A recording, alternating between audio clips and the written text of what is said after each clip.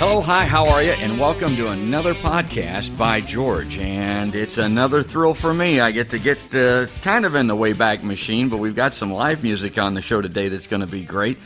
An old friend of mine, Matt Sweet Tater Tarandi. Sweet Tater. I just love saying that. We can't go any further without you explaining to folks how did that come about? How did you get that name? Well, my mama said that she said, "You're pretty sweet for a vegetable." So she called me Sweet Tater. She's kind of a smart aleck. So it goes way back. Yeah, it goes way back. I didn't know that. I mean, it's just great. I think for a vegetable, you're kind of sweet, but you're kind of common folk too. Taters are very common, so you're kind of sweet and common. So I don't know. I just love that name, Sweet Tater Tarandi. And today we're doing the podcast from Matt's home. Tell us about this house, this building. This is interesting. Yeah, this is a cool old building that they started building the first room around the Civil War. And then as their family grew bigger, they built another one and another one and another one. So it's kind of a labyrinth. And it's real easy to get lost in it. And you wouldn't build a house like this today. Yeah. Because it's impossible to heat and cool. That takes me back. It reminds me of my youth because we're on the farm. This is what the farmhouses of my youth looked like. They were all similar to this, with the main living room area and then the stairwell that goes up straight out of that, and tall, high ceilings, and the porch on front, and very, very much like what I knew as a kid growing up. And this is out in the boonies. This place is, yes, it I is. mean, you don't need a GPS to find it, but it ain't going to hurt. I mean, which is great. And you must like that. Yes, I do. My favorite place in the world is out on the front porch, too. Because I can sit out there and just watch the farm animals and the wildlife. And right. And we're going to talk about the music. We're going to hear the music today. But you're kind of a rural renaissance man is the way I would think of it. It's not just music. You're a beekeeper. Yes.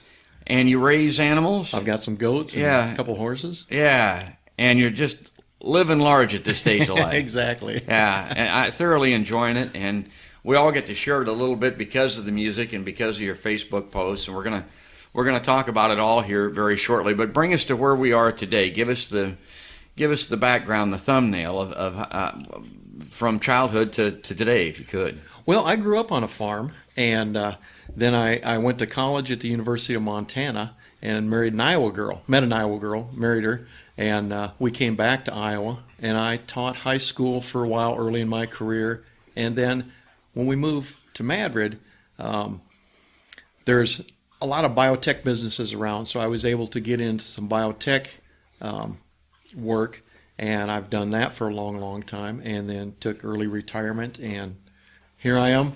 Now I can play farmer just like back in my youth, and I can do a lot of music. And well, another skill that you have, and when we met actually, was woodworking. Do you still do? Oh, yes, I do some woodworking. Yep. Yeah, I do very some carving. knowledgeable. Yeah, so.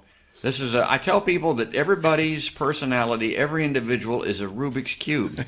And at different times in your life, it's twisted a different way or it's catching the light a certain way. And we all appear differently as we move through life. And, of course, I think of you as a woodworker and a tech guy. And then, here you are with a harmonica holder and a guitar and goats in overalls. Right? I mean, it really is. That's just something. And so you do a lot of farmers markets. You do a lot of busking. What's the history on that? How do you describe that? Well, I've played in bands, played in a lot of situations over the years, and what I found is I'm most comfortable with the busking. I'm also an early morning person too, so playing bars late at night doesn't really work for me. I'm brain dead by about 10 o'clock. But early in the morning, I'm ready to rock and roll. And I love the busking because, and especially playing solo, because it's kind of like, at first it was terrifying to play solo in public because it's a little bit like standing naked in public because people see right to your core. And as I kind of examined my core a little bit more, I got a lot more comfortable with playing solo. And I enjoy it a lot now because I enjoy people. I enjoy being up in the morning, and I enjoy, farming, and all these people at the farmers markets are farmers, and they're producing crafts and vegetables and things for people, and I just enjoy that environment. it's just a real happy place for me to be. Yeah, I'm with you on the early morning thing, and it maybe goes back to our farm backgrounds, but I was in radio news and did the early morning shift that way, and I was always an early in, early out guy as far as work was concerned. Now with these podcasts, I've been staying up at night doing editing and messing with that, and I'm sleeping later probably than I ever have before. But I'm the kind of guy that likes to get up and see the dawn and drink the coffee and do it. I mean, it is a beautiful, wonderful time of day. The weather, for one thing, is better that time of day in this part of the country than it is, and people miss it if they're laying in bed. Now, I've got to tell you, when I was younger, busking, maybe it's changed or maybe I just never fully understood it, but it always appeared to me to be guys that needed the money. They were just trying to do anything they could, like street corner guys that were one step away from homeless. Yes. But then guys like you get out there and play, and this guy's really good. I mean, he's not just out there with a busted guitar string trying to make a buck. Yeah. He's out there because he's an excellent performer with good songs, and if you stand here long enough and listen, you're going to be really impressed. I mean, true. Well, that was my impression too. Is and I started busking, and I thought, usually homeless junkies, winos are doing this kind of thing. And I thought, why do I like this so much? And like I said, it's the environment that I'm in. And I also came to the realization that that's just an assumption that people make. I mean, you can exercise your First Amendment rights to say whatever you want out in public. And I've got a whole bunch of songs that I dearly love, some that I've written, some that other people have written. And I love to take those out and share those with people. Well, good. And then what I do, this is a kind of my little secret. You want secrets? Yeah. What I do with a portion of the money, the tip money that I get, I'll take that and I donate that, or I don't really donate it. I use it to make microloans through an organization called Kiva. And what they do is they make microloans to people in third world countries. And I choose to make my loans to female farmers because they're the ones that are taking care of the kids, they're raising the food, and they don't have access to the big loans. And $25 to them is like, $2,000 in some of these little countries. So I'll take that money from the tips and I'll make those loans. Wow, that's cool. It's really fun. That's why I love this guy. I mean, that's great stuff. I mean, that's really cool. And Matt's playing with a harmonica holder, and I got to tell a little bit of a story on that. My grandfather, after the turn of the 20th century, he invented a harmonica holder. Now, it was a more elaborate apparatus than that, and it had the harmonica in it. He called it the Harvey phone. And I've seen it, and I've seen a patent for it. And it's the kind of the predecessor for what Matt's using, and Bob Dylan uses, Neil Young, everybody uses harmonica holders like that. But the idea is to get that thing up out of the way so that you can access it and continue to play the guitar. So I have to ask this question, and I asked it to Bob Pace, who's a guitar par excellence rock musician, great friend of ours, and he's about our age. And I said, Bob, at this stage of the game, do you improve? Do you learn anything, or do you just kind of polish it, or do you just kind of go back and forth between the genres and try to get as good at those as you possibly can? How's that work for you? Bob said, I work hard at this all the time, so just to maintain basically where I'm at is a big effort, and a lot of folks don't understand how much you put into this. Yes, and it's mainly what I'm trying to do too is work on stories, work on writing songs. My hands are getting arthritic, so it's harder and harder for me to play the guitar, and it's harder for me to continue to, make it sound clean. But that has an interesting story too. My great-grandfather was a great musician, and he played the fiddle, and when his hands got arthritis, he took up the bass, and when they got worse, he took up the tuba. And he just kept switching. So I figured I could play harmonica, which doesn't, as long as I can breathe, I can play harmonica. Yeah. So what do you consider to be your influences in for the music that you write? It's I don't know, how would you describe it? It's folk music. Folk music. It's not bluegrass, or is there a bluegrass? I've done a bunch of bluegrass songs. I've done a bunch of blues songs. I think Bob Dylan was a big influence on me. Yeah. I know another. I got a call for that. I mean, I love this version of this, and we can hear another original song too. But that John Prine song you do, "Angel from Montgomery," do you still do that? Oh, yes. Oh man, do that. That's All great. right. Yeah, that's. I mean, you just I'll kill get my that. cape over here. Yeah. So this is great. Here in our Civil War farmhouse, listening to a guy playing acoustic guitar and a harmonica. We're not wired here. There's no electricity. There's nothing digital other than this recording. This is the real stuff. And this song, too, a lot of times, announce to audiences that I'm going to get in touch with my feminine side here. Bonnie Raitt did it great. Yeah. Killed this, yeah. And this is a song, it's written from a woman's perspective. So when I say that, people will look at me and say, wow, that surgery didn't go really well. Because, I got that gray beard.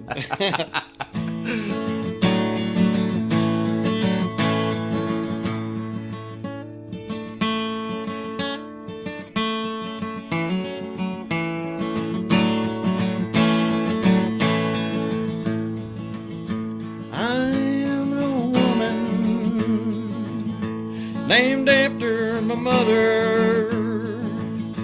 My old man is another. Child is grown old. Dreams were lightning. Thunder were desire. So I would have burned down a long time ago. Make me an angel that flies from Montgomery. Make me a poster of an old rodeo. Just give me one thing that I can hold on to. To believe in this living is no fun to do.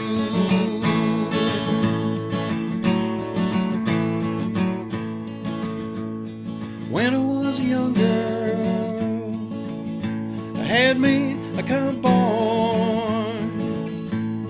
Weren't much to look at, just a free rambling man. That was a long time, no matter how I tried. Years seem to flow by like a broken down dam. Make me an angel that flies from Montgomery. Make me a poster of an old rodeo. Just give me one thing that I can hold on to. To believe in this living is no fun to do.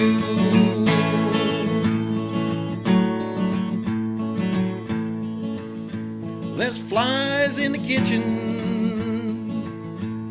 and I can hear me now buzzing. And I ain't done nothing since I woke up today. How in the hell can a person go to work in the morning, come home in the evening and have nothing to say? Make me an angel that flies from Montgomery. Make me a poster of an old rodeo. Just give me one thing that I can hold on to. To believe in this living is no fun to do. To believe in this living is no fun to do. I love it.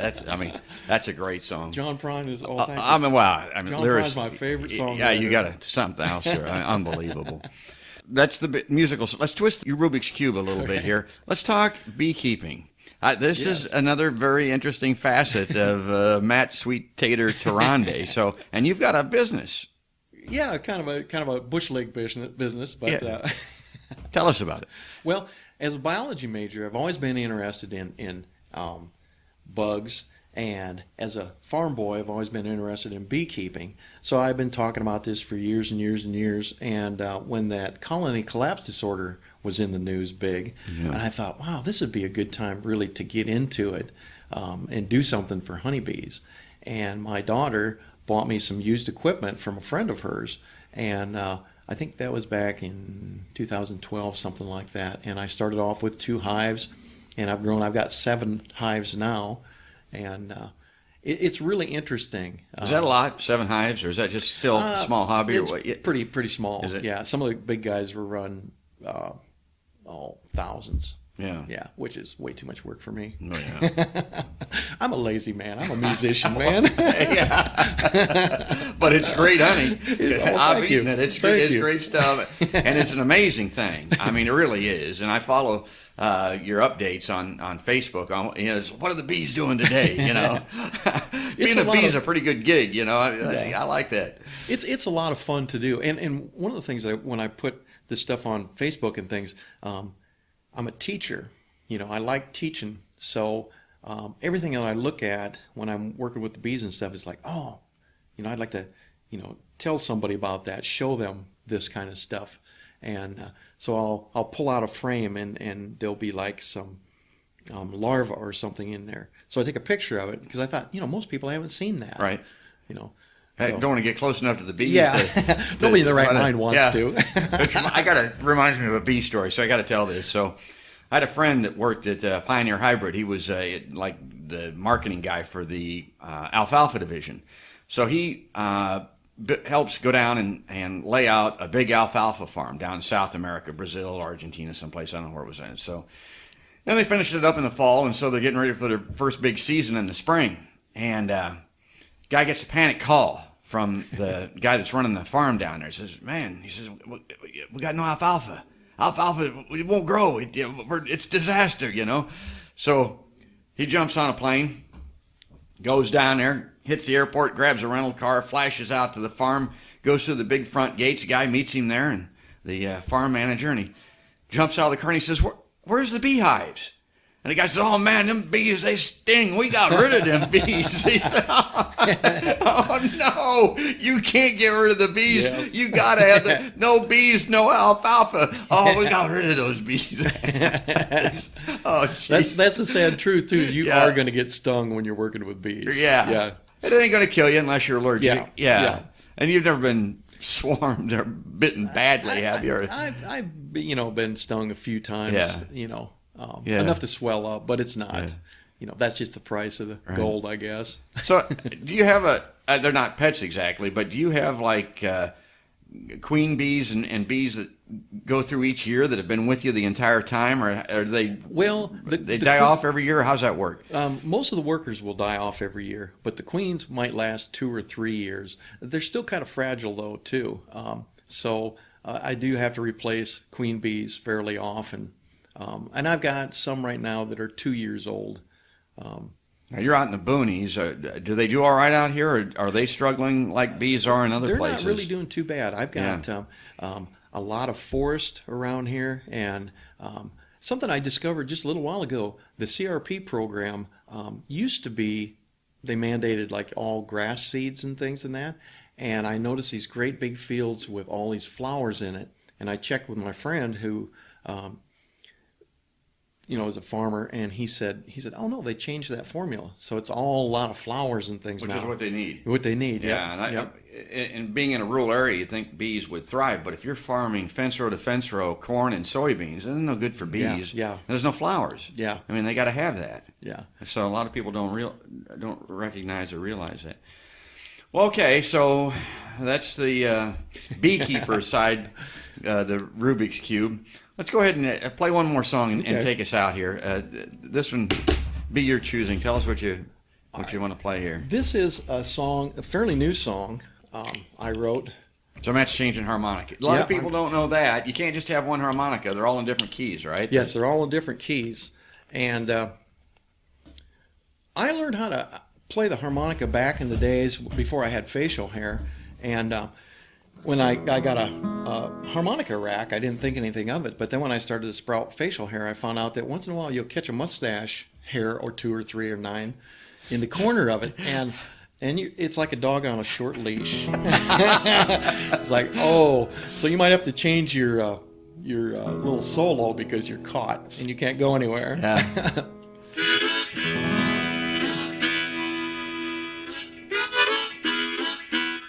This is a bluesy one called Shotgun Sally.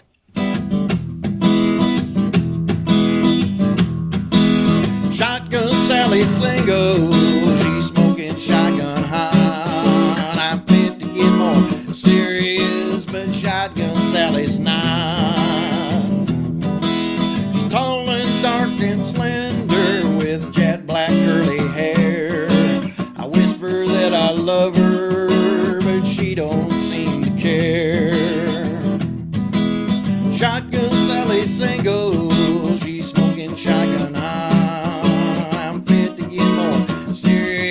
But Shotgun Sally's not. Oh, blow it, Tater.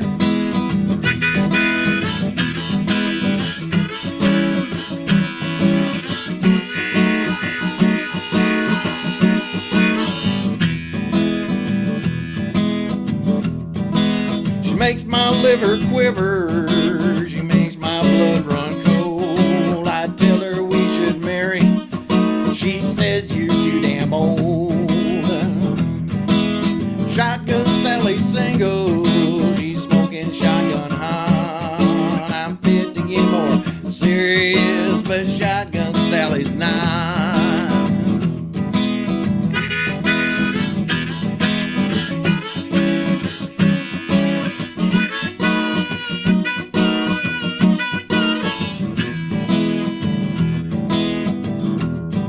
In the morning we be cooking, got some coffee in the pot. She takes hers with a little cream, and I like mine black and hot. Shotgun Sally single, she's smoking shotgun hot. I'm fit to get more serious, but Shotgun Sally's not. Yeah, I'm fit to get more serious, but Shotgun Sally's not.